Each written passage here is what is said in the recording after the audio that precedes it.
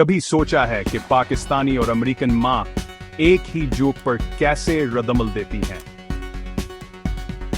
आज के jokes battle में देसी माँ बमुकाबला अमेरिकन माँ। बेटा अमी, एक मजे का जोक सुनाओ। अमी, सुनाओ, लेकिन अगर फजूल हुआ ना, बेलन मजाक बन जाएगा। बेटा सवाल, उमी चिकन क्यों रो रहा था? जवाब, क्योंकि इसकी बिरयानी बन रही थी। अमी, हाय अल्लाह, तू भी ना, तेरी शादी करा देती हूं इसी बिरयानी से। बचमाम, एक सुनो। अमेरिका माँ, श्योर हनी, सुनाओ। Why don't eggs tell jokes? Because they'd crack each other up. Ah, that's excellent.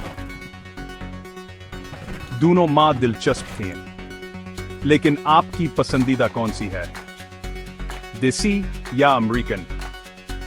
Comment में लिखें। अगर देसी माँ पसंद आई, अगर अमेरिकन माँ, अगर हिंसी आई हो तो लाइक करें, और ऐसे मजीद मज़ाहिया वीडियोस के लिए चैनल को सब्सक्राइब फॉलो करना ना भूलें।